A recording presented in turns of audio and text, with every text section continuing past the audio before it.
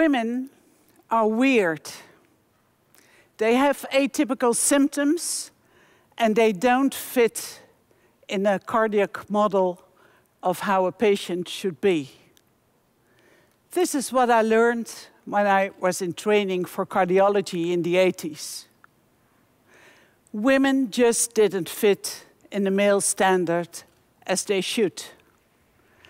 And of course, we knew we were wrong, but at the time, we didn't understand their symptoms. A few years later, I was working as a young cardiologist. One of my patients, she got very angry at me. She shouted at me. It was a woman in the beginning of her 50s, and she said to me, "Why don't you know the reason of my symptoms?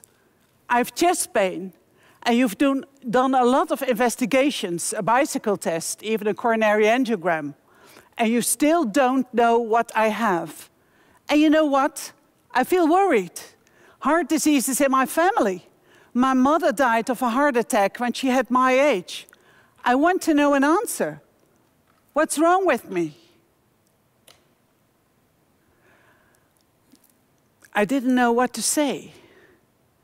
I didn't have an answer to her question. I didn't understand her symptoms. And still now, 30 years later, I feel ashamed that I didn't know. I failed her. I failed many other female patients. And I was afraid that I would say stupid things to all my female patients for the rest of my career. And you know what? Women are half of all our patients. We are now a few decades later, and we have learned that heart disease is so different between men and women. The heart ages differently, and this has an enormous impact also in the symptoms men and women have. We know that men and women are different into every cell of their body, and this has consequences for many fields of healthcare. We know now that we have to use different pathways to diagnose and to treat women than we do in men. And this has even found its way into our guidelines. But you know, scientific progress translates very slowly into clinical practice. So if we look at cardiology practice today, care for women is not as it should be. Doctors tend to look at patients from a vertical view within the safe boundaries of their own discipline. But patients are not walking diagnoses. They have a context. Patients have a horizontal life course. Things that have happened in the past, they have consequences for the future. And we have to take that into account.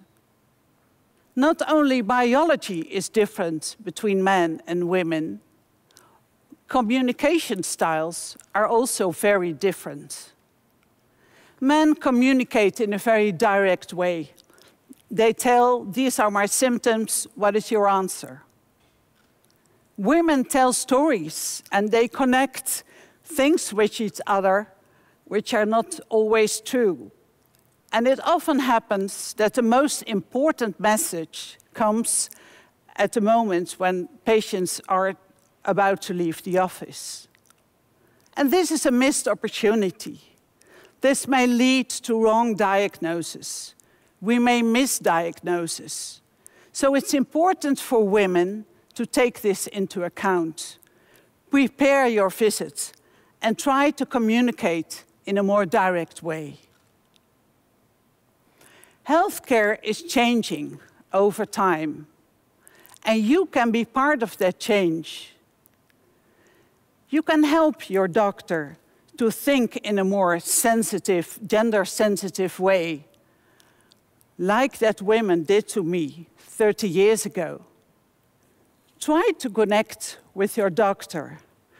And, you know, it's still amazing that at this very moment, many doctors and even cardiologists are not aware of gender medicine. I've seen hundreds, perhaps thousands of second opinions of women walking around with misunderstood symptoms. And this has to change. And you can be part of this change. We can do it together.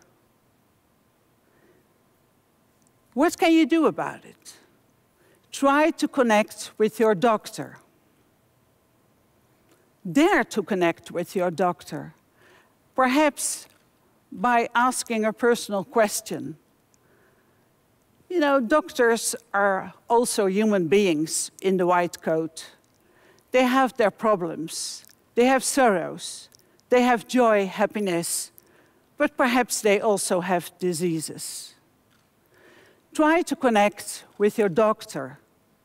For instance, ask a friendly question, how it is to work in a hospital in this COVID crisis. And I can tell you, it's not so nice. It's completely different. So your input matters. And it's important to ask 3 questions when you visit your doctor.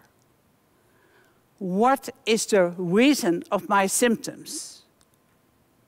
What are we going to do about it? And what does it mean for my future? Patients and doctors are more and more partners in care. And we need that. We need to make healthcare more individual, gender sensitive, and especially better for women. And you are the best ambassadors to make this change happen.